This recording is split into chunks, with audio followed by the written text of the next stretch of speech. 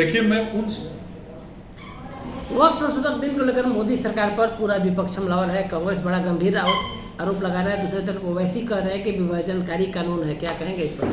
देखिए, मैं उन सभी लोगों से पूछना चाहता हूँ जो वक्फ संशोधन अधिनियम का विरोध कर रहे हैं, खास करके ओवैसी जी से पूछना चाहता हूँ और इस प्रकार के लोगों से पूछना चाहता हूँ, क्या अहमदिया संप्रदाय के लोग मुसलमान नहीं है क्या?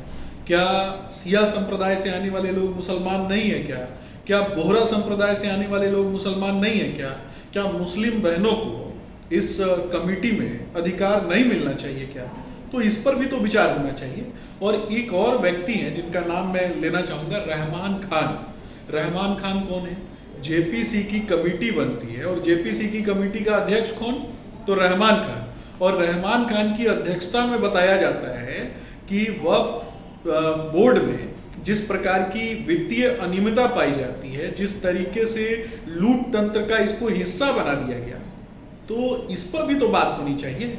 जो लोग कहते हैं, और खास करके 1947 में जब भारत और पाकिस्तान का विभाजन होता है, तो 1947 में जो मुस्लिम परिवार पाकिस्तान चले जाते हैं, वो अपनी संपत्ति वक्फ को कैसे दे सकते हैं? जब आप पाकिस्तान चले गए तो आपकी संपत्ति के ऊपर आपका अधिकार कैसा? ये कहते हैं ना, बार बार ये लोग आरोप लगा रहे हैं कि वक्फ की कमेटी में गैर मुसलमानों को क्यों रखा जाए, गैर मुसलमानों को क्यों रखा जाए। तो मैं पूछना चाहता हूँ सभी लोगों से, जब लूटोगे जमीन गैर मुसलमानों का, वक्फ के नाम पर कब्जा करोगे जमीनों को गैर मुसलमानों के, गांव के गांव कब्जा करोगे गैर मुसलमानों के, तो निश्चित रूप से इस बोर्ड के अंतर्गत गैर मुसलमानों को भी रखा जाना चाहिए। इस पर भी तो बात होनी चाहिए ना। लेकिन सुमित, गैर मुसलमान की आप बात करते हैं तो राम मंदिर बना, राम मंदिर में एक भी गैर दलित को भी विपक्ष का साफ मानना है कि जगह नहीं दिया गया है।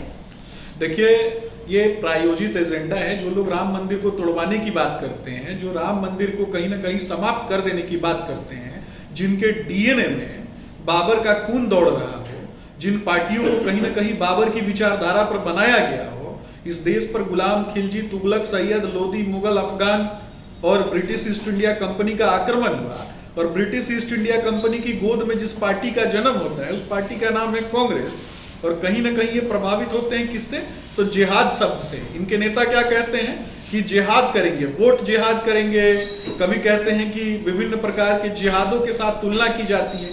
तो जिहादियों की जो मंडली है, उसके खिलाफ अगर कोई कार्य कर रहा है, भारतीय जनता पार्टी काम कर रही है, तो इनके सीने पर सांप क्यों लौट रहा है? मैं पूछना चाहता हूँ, ये भी पूछना चाहता हूँ इन लोगों से कि 163 करोड़ रुपए वक्फ कमेटी के माध्यम से कहीं ना कहीं रेवेन्यू जनरेशन हो रहा था, और 12,000 करोड़ का सच्चर कमेटी बताती है कि 12,000 करोड़ रुपए का जनरेशन जो है ये होना चाहिए। तो ये 12,000 करोड़ रुपए की दलाली कौन कर रहा था? ऐसे लोगों पे नकेल कसी है ना, भूमाफिया पे नकेल कसी है ना। क्या मुस्लिम बहनों को सिर्फ बुरखे में ही रहना पड़ेगा क्या?